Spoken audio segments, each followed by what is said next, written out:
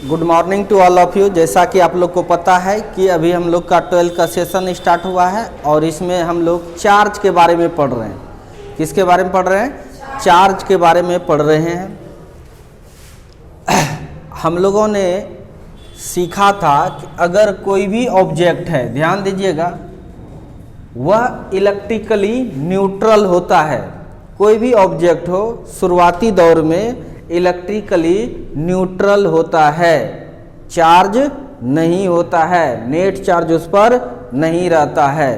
इसका मतलब ये होता है कि अगर किसी बॉडी में अगर जितना प्रोटॉन है उतना ही अगर इलेक्ट्रॉन्स हो तो यह बॉडी इलेक्ट्रिकली न्यूट्रल होता है। कारण क्या है?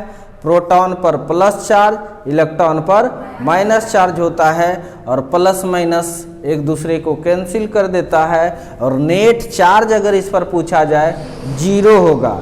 अगर पॉजिटिव चार्ज कितना है तो जितना प्रोटॉन होगा उतना पॉजिटिव चार्ज होगा, नेगेटिव चार्ज कितना है जितना इलेक्ट्रॉन होगा उतना नेगेटिव चार्ज होगा। लेकिन नेट निकालेंगे, टोटल निकालेंगे तो हम लोग, एक सेकेंड,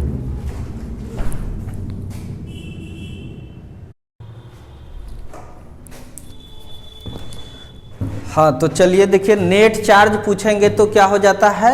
जीरो हो जाता है। कोई दिक्कत नहीं है, यह बात हम लोग समझ गए। हम लोग को अब इसको चार्ज करना है। क्या करना है? इसको चार्ज करना है। चार्ज करने के लिए क्या करेंगे? वेरी गुड, या तो इलेक्ट्रॉन्स को हटा दिए। एक इलेक्ट्रॉन्स जब हटाए, हटा के कहाँ गया? किसी दूसरे पर गया होगा, तो यह एक प्रोटॉन का चार्ज प्राप्त कर लिया। अगर दो हटा दिए तो दो प्रोटॉन का चार्ज, तीन हटा देंगे तो तीन प्रोटॉन का ये चार्ज प्राप्त कर लेगा। अच्छी बात है। अगर इलेक्ट्रॉन्स को हटा रहे थे तो पॉजिटिव चार्ज हो रहा था। अगर हम इलेक्ट्रॉन्स को डालना स्टार्ट कर देंगे, एक इलेक्ट्रॉन डाले तो नेगेटिव चार्ज, दो डालेंगे तो दो इलेक्ट्रॉन का नेगेटिव चार्ज, तीन डालेंगे तो तीन इलेक्ट्रॉन का नेगेटिव चार्ज, इस तरह से नेगेटिव चार्ज होगा। यानी कहने का मेरा मतलब है, अगर इलेक्ट्रॉन और प्रोटॉन बैलेंस में हो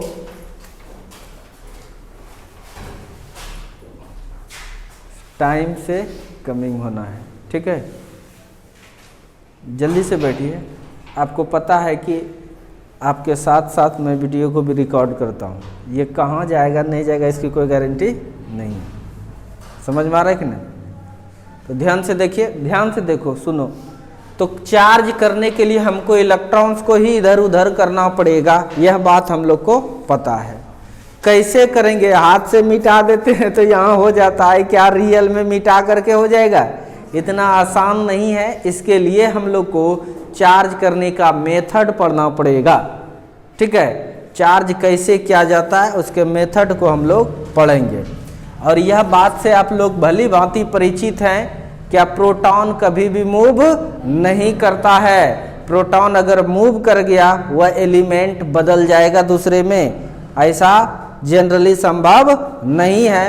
प्रोटॉन्स भी ब्रेक होता है, वह न्यूक्लियर रिएक्शंस में ब्रेक होगा। इतना आसानी से ब्रेक प्रोटॉन नहीं होता है, ऐसे भी वह न्यूक्लियस में होता है और भारी भी है। किससे? इलेक्ट्रॉन से। समझ में आ रहा है कि नहीं? तो हमको अब इलेक्ट्रॉन्स को इधर उधर करना है, तो वही हो गया आपका चार्ज। तो वो चार्ज करने का कितना मेथड है उस मेथड को हम लोग पढ़ेंगे। हम लोग कारण पढ़ लिए थे इलेक्ट्रॉन्स का, मतलब चार्ज का कारण क्या था? Transferring of electron. नहीं, इलेक्ट्रॉन्स का जो ट्रांसफर होता है वही एक्चुअल में चार्ज का कारण है। मिटाऊं इसको? तो आज हेडिंग लगाइए, method of charging. Method of charging मतलब क्या होता है? आवेशन के प्रकार, कितने प्रकार से चार्ज किया जाता है। तो पहला नंबर है charging by rubbing. Charging by rubbing और फ्रिक्शन मतलब होता है क्या? रगड़न, रगड़न या घर्षण द्वारा आवेशन। ठीक है, रगड़न या घर्षण द्वारा आवेशन। ओके, अब देखते हैं। और दूसरा है आपका चार्जिंग बाय कंडक्शन। इसका हिंदी है चालन द्वारा आवेशन। और तीसरा आपका है चार्जिंग बाय इंडक्शन, मतलब है प्रेरण द्वारा आवेशन। और चौथा आपका है चार्जिंग बाय पोलराइजेशन, मतलब है ध्रुवन द्वारा आवेशन। ध्रुवन द्वारा आवेशन। तो इलेक्ट्रॉन्स को आप जिस भी तरीके से ट्रांसफर कर सकते हैं, ट्रांसफर करने में सक्षम है, वह भी चार्जिंग का मेथड कहलाता है। नहीं, ये मोस्ट पॉपुलर मेथड है, ये मोस्ट पॉपुलर मेथड है जो कि हमको पढ़ना है। नहीं, और भी किसी तरीका से अगर यदि इलेक्ट्रॉन्स को आप ट्रांसफर करवा सकते हैं, वह भी मेथड होगा चार्जिंग का। समझ में आ रहा है कि नहीं? तो इसकी अंत नहीं हो सकती है, लेकिन मोस्ट पॉपुलर ये 4 मेथड है जो कि हम लोग पढ़ेंगे। कोई दिक्कत? तो लिख लिया आप लोग, लिखिए जल्दी से।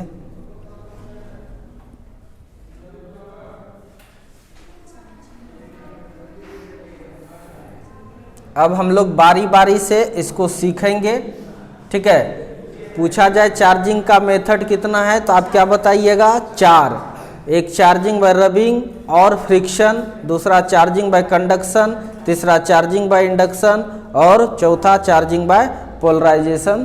तो ये मोस्ट पॉपुलर 4 मेथड है जिससे कि हम लोग चार्ज कर सकते हैं।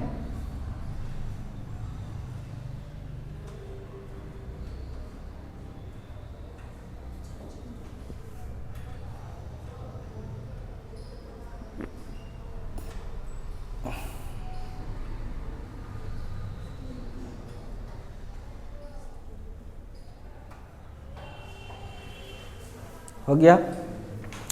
अब आप पहला नंबर हेडिंग लगाइए, पहला नंबर हेडिंग लगाइए और उसको सीखते हैं हम लोग।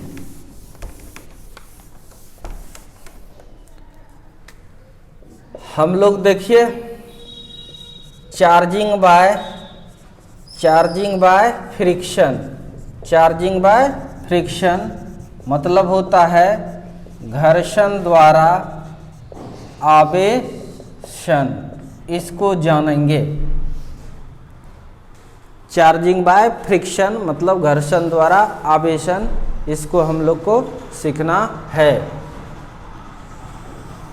इस चीज पर वाच करना थोड़ा सा। देखिए ये कैसे हम लोग करते हैं चार्ज, ध्यान से देखिए। सपोज डेट एक कपड़ा लिए हम लोग सिल्क का, किसका लिए?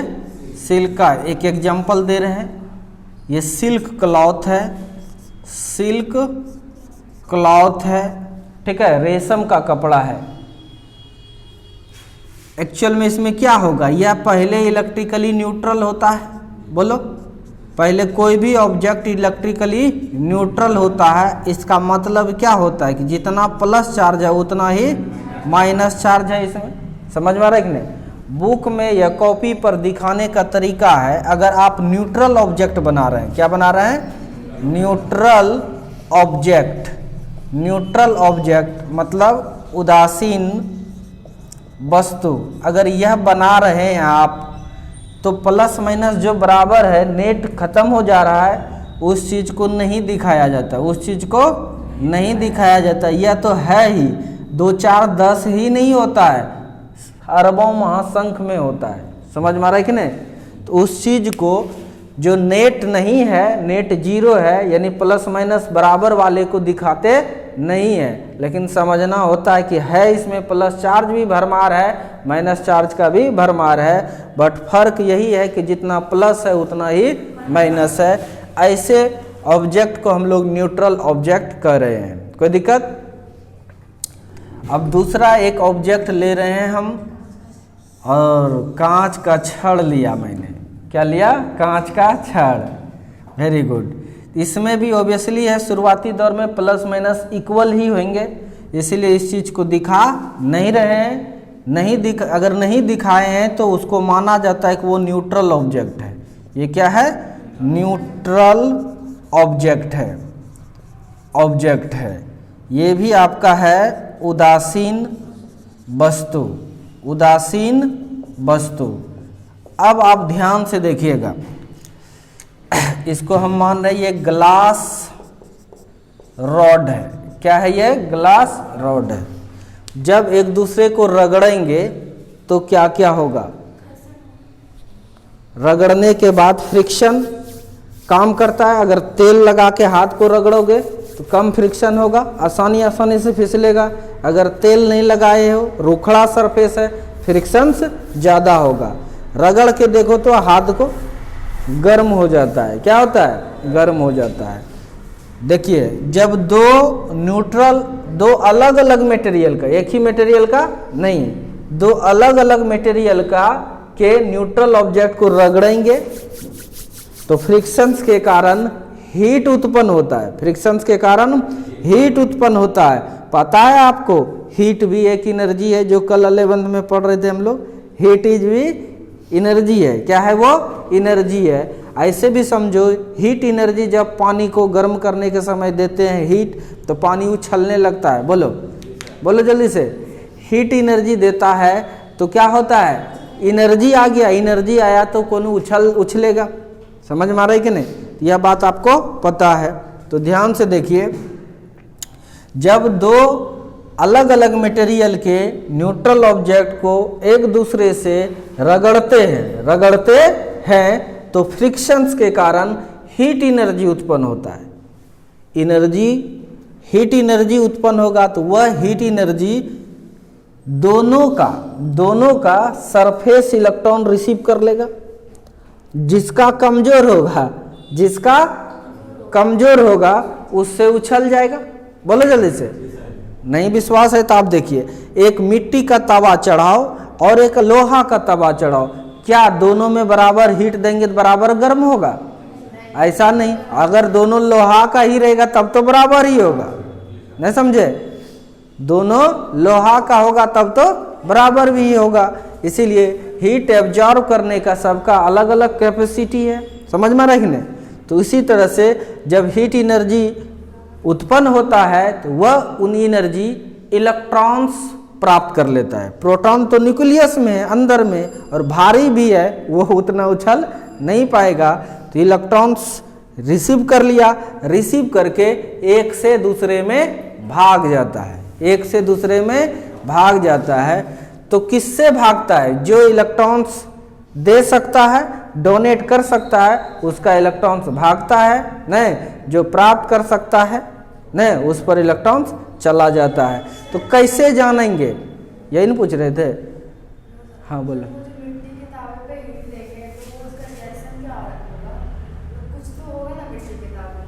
कुछ नहीं होगा, गर्म होगा। वो कहाँ चले गए? गर्म कर रहे हैं उसको, तो गर्म होगा। मिट्टी ये जल्दी से गर्म होगा। ये सब देखना पड़ेगा एक्सपेरिमेंट करके। उधर कहाँ जा रहे हैं? एक एग्जांपल दे रहे हैं कि एक ही मटेरियल रहेगा तो हीट क्या है ना, दोनों, तब तो दोनों में सेम हीट रिसीव कर लेगा। नहीं, अलग अलग मटेरियल का रहेगा तो किसी में ज़्यादा किसी में कम। कोई दिक्कत? तो ध्यान से देखिए, एक ग्लास रॉड है एक अलग मटेरियल, और दूसरा है सिल्क क्लॉथ अलग मटेरियल। दोनों को रगड़े, हीट एनर्जी प्रोड्यूस हुआ, वह energy loosely bounded electron receive किया। समझ में आ रहा है कि नहीं? जो भी ज़्यादा जिसमें हीट होगा। अब कहिएगा किसका है? इसी का इलेक्ट्रॉन्स भाग कर इसमें आएगा, इसका इलेक्ट्रॉन्स भाग के इसमें आएगा। देखिए यहाँ बना रहे हैं आफ्टर रबिंग, आफ्टर रबिंग, रगड़ने के बाद, ये सिल्क का कपड़ा है, ये सिल्क का कपड़ा है, ठीक है, और इस पर क्या आएगा, इलेक्ट्रॉन्स आ गया किससे, ग्लास से, किससे आ गया, ग्लास से, तो यह निगेटिव चार्ज हो गया। कैसा चार्ज हो गया, ये नेगेटिव। और ये जो कांच का छड़ था, ये जो कांच का छड़ है, ग्लास का रॉड है, ग्लास रॉड जो है ये पॉजिटिव चार्ज हो गया। ये कैसा हो गया, जितना इसका इलेक्ट्रॉन भागा उतना प्रोटॉन खाली हो गया, जितना इसका भाग के इसमें आया, नहीं समझे, उतना ये खाली हो गया। कितना भागा, 1 2 3 4 5 6 7 8 भगाए हैं। इसका मतलब यहाँ पर 8 प्रोटॉन क्या हो चुका है, खाली। केवल नेट चार्ज को दिखाया जाता है, केवल नेट चार्ज को ही दिखाया जाता है। अब यह न समझिए कितना भागेगा, बहुत सारा भाग सकता है, और यह कैसा चार्ज हो जाएगा, पॉजिटिव चार्ज। समझ में आ रहा है कि नहीं। तो इसका मतलब है इसका मास क्या हो जाएगा, घट जाएगा। इसका इलेक्ट्रॉन भागा यानी इसका मास घट जाएगा, इसका मास बढ़ जाएगा। समझ में आ रहा है कि नहीं। तो सर आप कैसे जाने, सर ग्लास से ही भागा सिल्क में। समझ में आ रहा है कि नहीं। बाबू दो पहलवान लड़ाएंगे तो कोई जीतेगा कोई हारेगा, बोलो जल्दी से। अब कौन जीतेगा कौन हारेगा, लड़ा के चेक करना पड़ेगा, बोलो जल्दी से, लड़ा के चेक करना पड़ेगा। अभी अगर यह इसने इलेक्ट्रॉन इसको दिया यानी यह जीत गया। समझ में आ रहा है कि नहीं। तो क्या लगता है बार बार यही जीतेगा, नहीं, किसी दूसरे पहलवान से टकराएगा, हो सकता है वह हार भी जाए, उसमें इलेक्ट्रॉन्स आ भी सकता है। ऐसी सिचुएशंस है, ऐसा सिचुएशंस को आप कैसे भरपाई कीजिएगा। आंसर है चेक करना पड़ेगा। चेक करना मतलब एक्सपेरिमेंट करना पड़ेगा। क्या करना पड़ेगा, एक्सपेरिमेंट करना पड़ेगा। वह एक्सपेरिमेंट हम लोग ना साइंटिस्ट करता है। कौन करता है, तो फ्राइडे ने एक्सपेरिमेंट करके एक सीरीज बनाया था जिसको फ्राइडे इलेक्ट्रिक सीरीज भी बोला जाता है और ट्राइबो इलेक्ट्रिक सीरीज भी बोला जाता है, और ट्राइबो इलेक्ट्रिक सीरीज भी बोला जाता है। फ्राइडे ने बहुत दिन तक, बहुत साल तक रगड़ रगड़ कर एक दूसरे से चेक किया, चेक करके एक सीरीज तैयार किया। समझ में आ रहा है कि नहीं। बहुत सालों का चीज हम लोग मिनटों में लिखेंगे। इतना ही नहीं है, इतना ही नहीं है, 100 हजारों है, हजार भी है, नहीं समझे। समझ में आ रहा है कि नहीं। अब क्या सर 1000 याद करेंगे, नहीं, हम गूगल पर सर्च करके कुछ आप लोग के लिए दे दिए जो सब इम्पोर्टेंट लगा है, नहीं समझे। लेकिन तुम्हारे लेवल का अभी जो तुमको जरूरत होगा एक छोटा सीरीज भी तुमको इससे निकाल कर दे देंगे, हैं।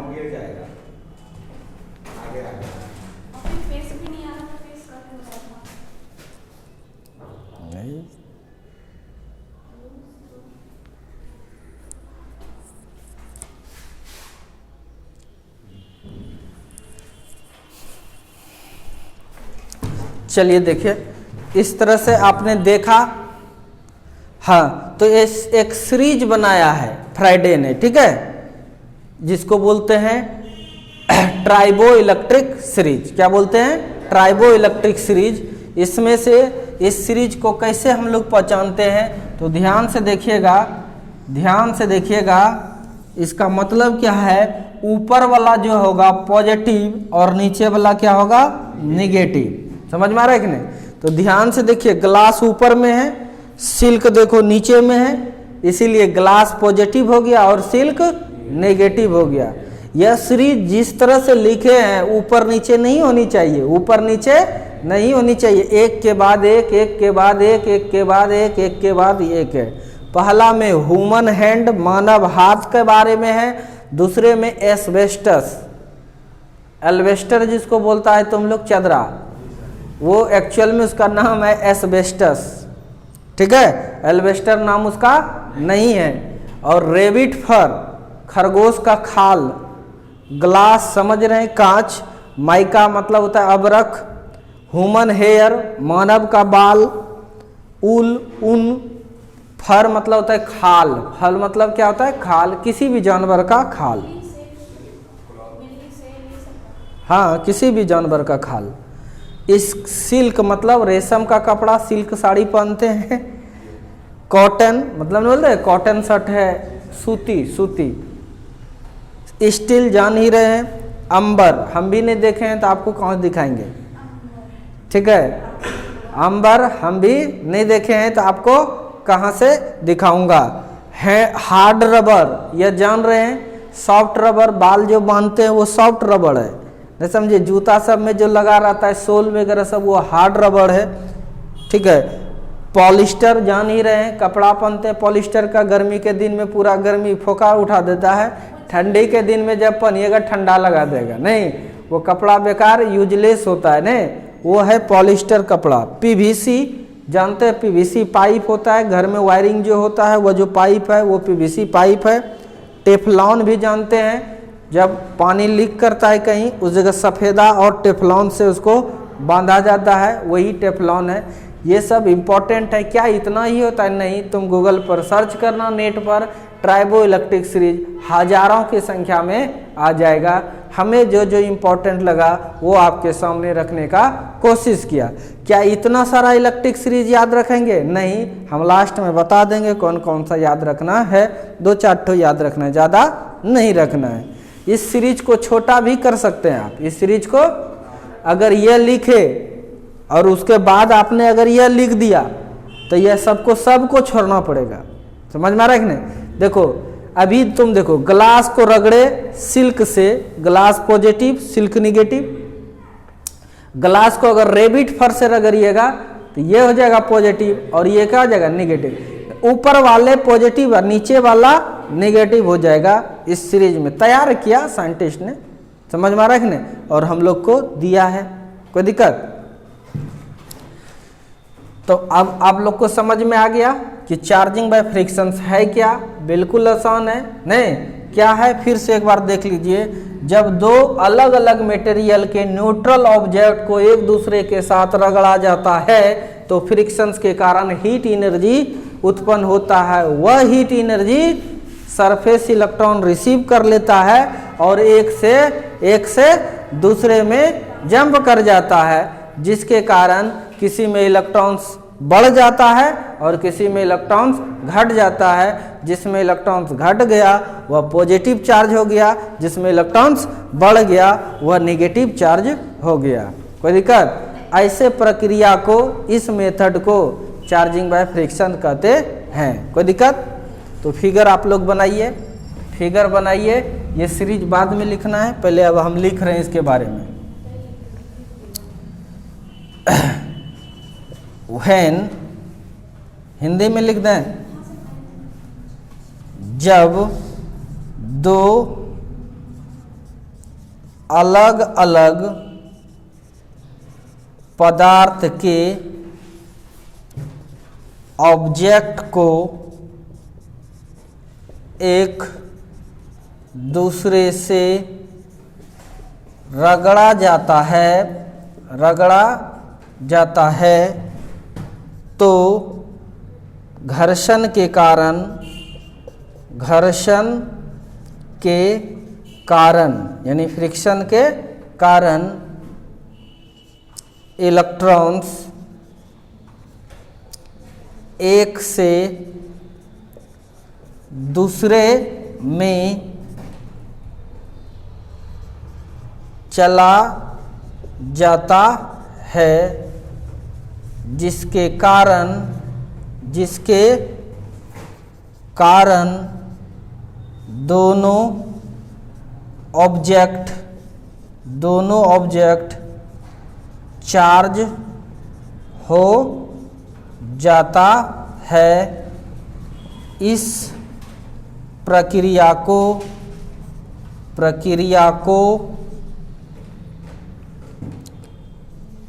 घर्षण द्वारा चार्जिंग कहते हैं।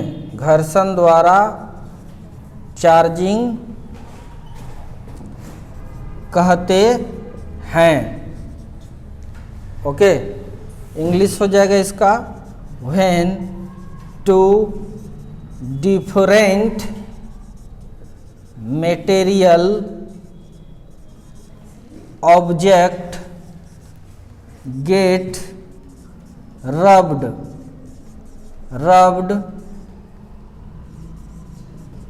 together, then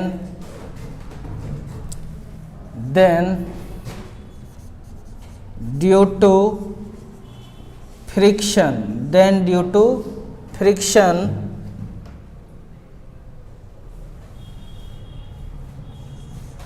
electrons are transferring from one to another,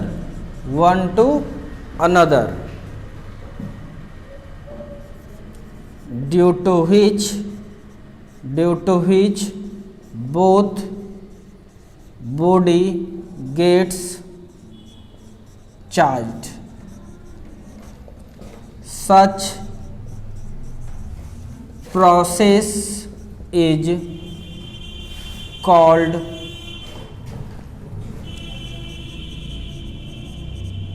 charging by friction. Figure लिख लिया है।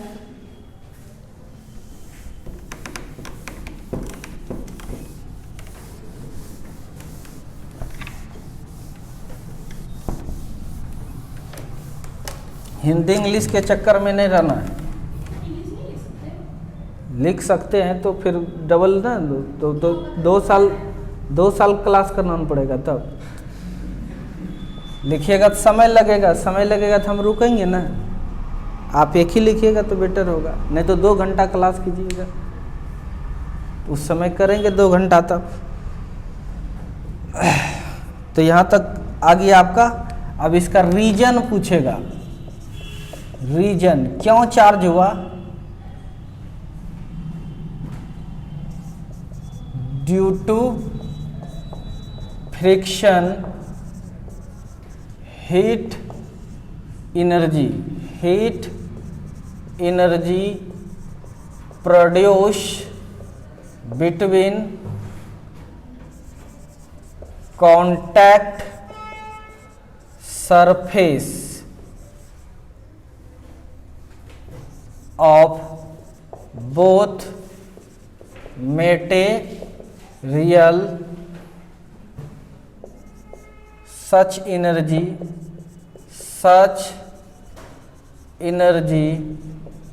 received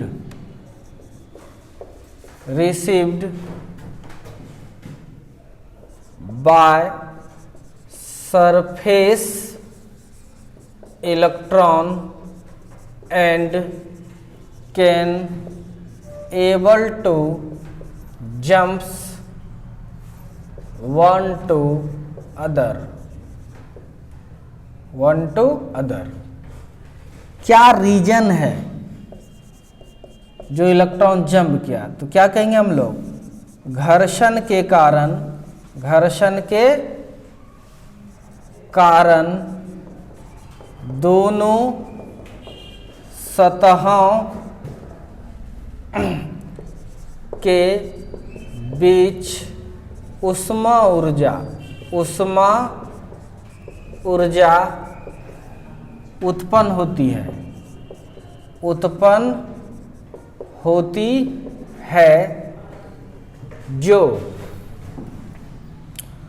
है जो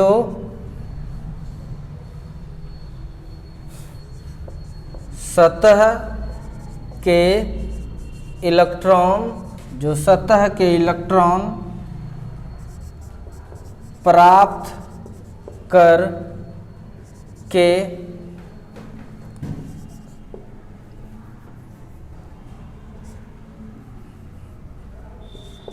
एक से दूसरे वस्तु में जंप मतलब उछल जाता है या चला जाता है, एक से दूसरे वस्तु में चला जाता है, यही रीजन है। कोई दिक्कत? अब इसका इफेक्ट क्या क्या होगा? इफेक्ट मतलब प्रभाव, क्या क्या प्रभाव पड़ा बताइए। जो इलेक्ट्रॉन्स दे दिया वह प्लस चार्ज, जो इलेक्ट्रॉन्स ले लिया वह माइनस चार्ज। तो पहला लिखेंगे the material which loses the electrons that becomes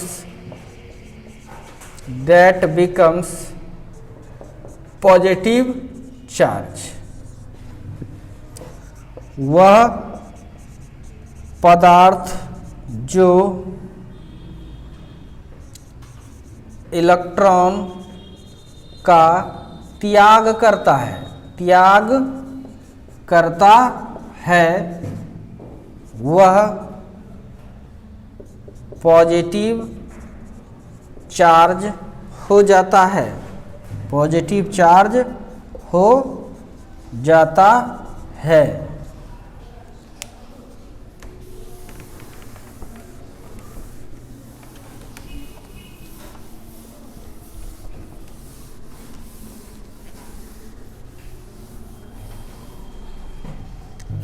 दूसरा चीज, the material which accepts the electron that becomes negative charge। वह पदार्थ जो इलेक्ट्रॉन प्राप्त करती है या ग्रहण कर लेती है, इलेक्ट्रॉन ग्रहण करती है, वह नेगेटिव चार्ज हो जाती है,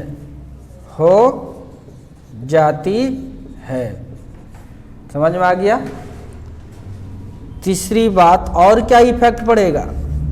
जो पॉजिटिव चार्ज हो गया उसका मास घटेगा कि बढ़ेगा?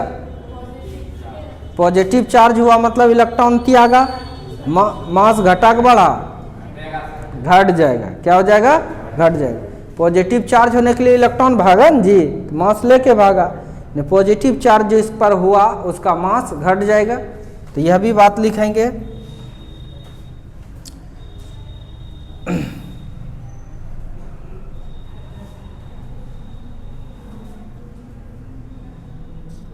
For positive charge object mass will be decreases। ठीक है, पॉजिटिव चार्ज ऑब्जेक्ट का मास डिक्रीज करता है, घट जाता है। चौथी बात, for negative charge object mass will be increases. ठीक है, नेगेटिव चार्ज ऑब्जेक्ट का मास बढ़ जाता है। नेगेटिव चार्ज ऑब्जेक्ट का मास बढ़ जाता है। लिखा है? हिंदी में तो लिखे, इंग्लिश हिंदी दोनों लिखे। आप हिंदी लिखे ना, नेगेटिव चार्ज ऑब्जेक्ट का मास बढ़ जाता है। ये भी हिंदी कर दें क्या?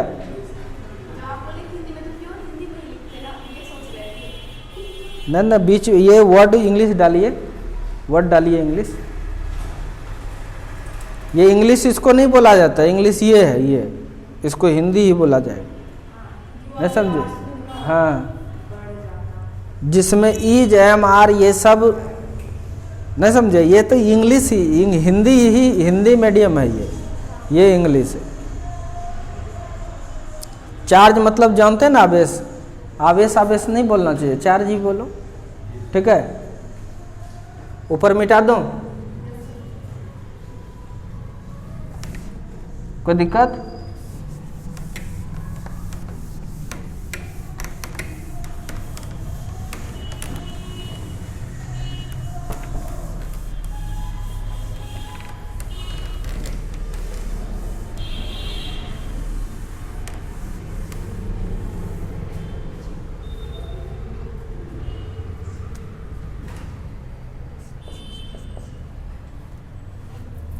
इतनी बात आपको समझ में आ गया?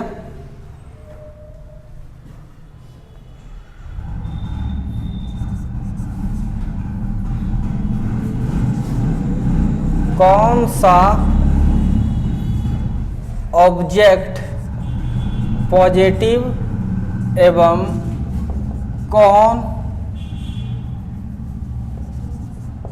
कौन निगेटिव होगा, कैसे पता करें? समझ में आ रहा है कि नहीं? कैसे पता करें कि कौन पॉजिटिव होगा और कौन नेगेटिव होगा? इसका आंसर लिखिए। इसके लिए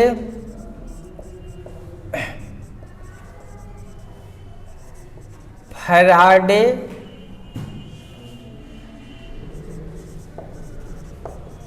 साइंटिस्ट ने एक ट्राइबो इलेक्ट्रिक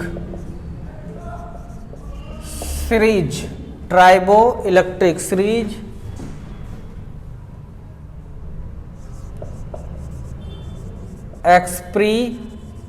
एक्सपेरिमेंट पर आधारित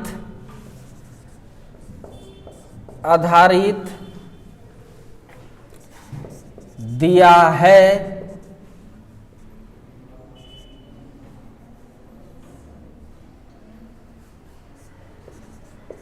इस सीरीज के अपर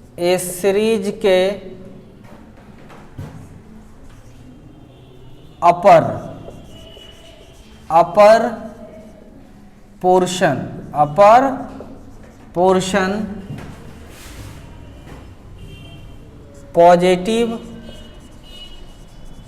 चार्ज तथा लोअर पोर्शन नेगेटिव चार्ज को बताता है। समझ में आ रहा है कि नहीं? कौन सा ऑब्जेक्ट पॉजिटिव एवं कौन निगेटिव होगा, कैसे पता करें? समझ में आ रहा है कि नहीं? इसके लिए फैराडे साइंटिस्ट ने एक ट्राइबो इलेक्ट्रिक सीरीज एक्सपेरिमेंट के आधारित दिया है। इस सीरीज के अपर पोर्शन पॉजिटिव चार्ज तथा लोअर पोर्शन नेगेटिव चार्ज को बताता है। इस चीज को मिटाऊं? लिखिए। काहे हिंदी इंग्लिश के चक्कर में रहते हैं? पढ़ाने लगेंगे कि केवल हिंदी तब ना, आपको ही नहीं कर रहे हैं। जो लेट से लिखते हैं वो एक लैंग्वेज लिखिए।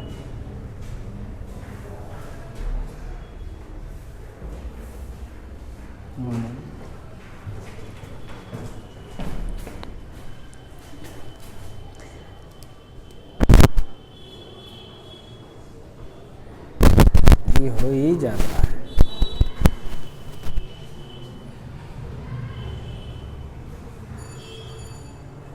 मुंडे कट जाता होगा।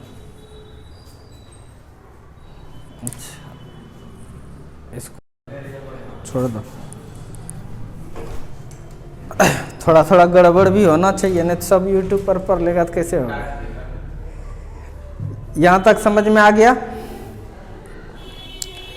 अब हम लोग को इस सीरीज को याद करना है, ये सीरीज, उसके बाद ये उतार लीजिए, ये वाला सीरीज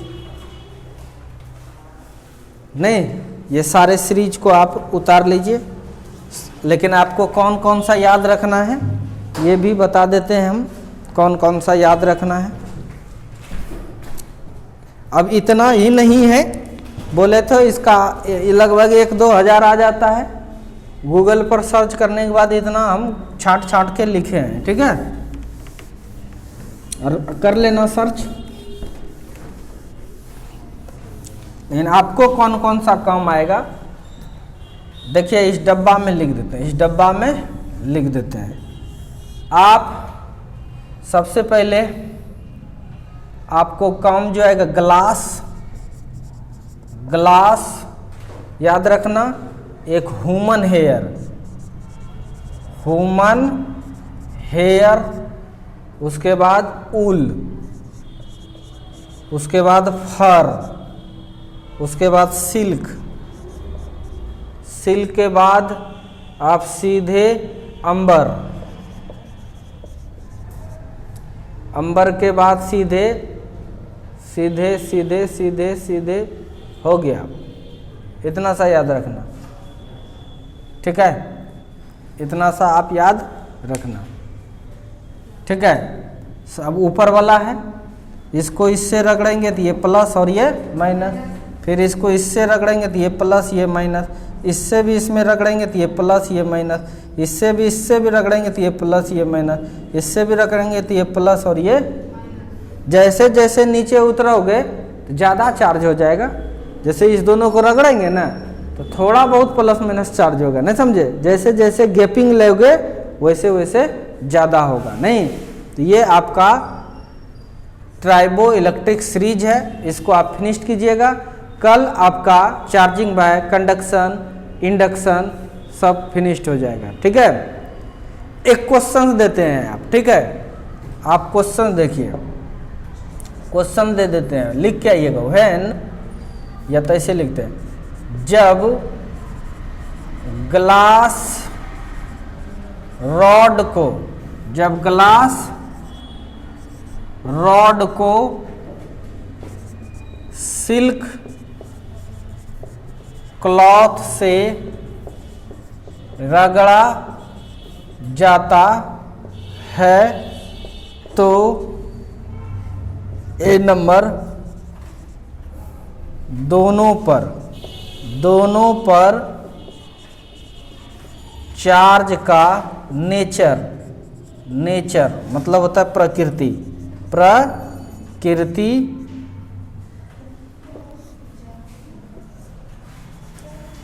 क्या होगी। कोई दिक्कत? When glass rod is rubbed with silk cloth, then A number, what will be the nature of charge on both object? B number,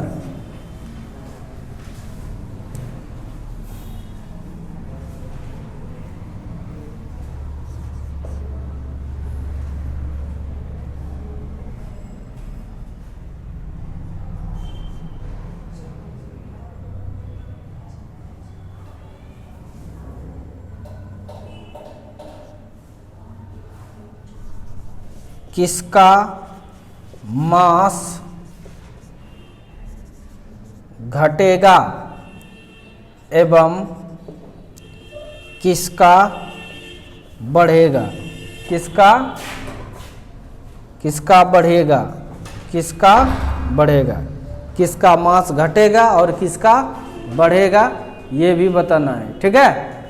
समझ में आ गया? कोई दिक्कत? बता दीजिएगा ना, सब कुछ देख करके ही पता चल चुका है। नेचर क्या होगा? ग्लास पर पॉजिटिव, कोई दिक्कत? तीसरा बात ये भी लिखते हैं, किसका इलेक्ट्रॉन किस में जाएगा? किसमें जाएगा। 3 क्वेश्चन दिए, सारा चीज़ बता दीजिएगा आप लोग, कोई दिक्कत? एक एक साथ हम बहुत सारे क्वेश्चंस को दे दिया, ठीक है। बस अब इससे ज़्यादा कुछ नहीं पूछता है। कभी कभी यह पेयर कोई और भी ले सकता है, माइका उल भी ले सकता है, ठीक है। ओके, बस आज इतना ही।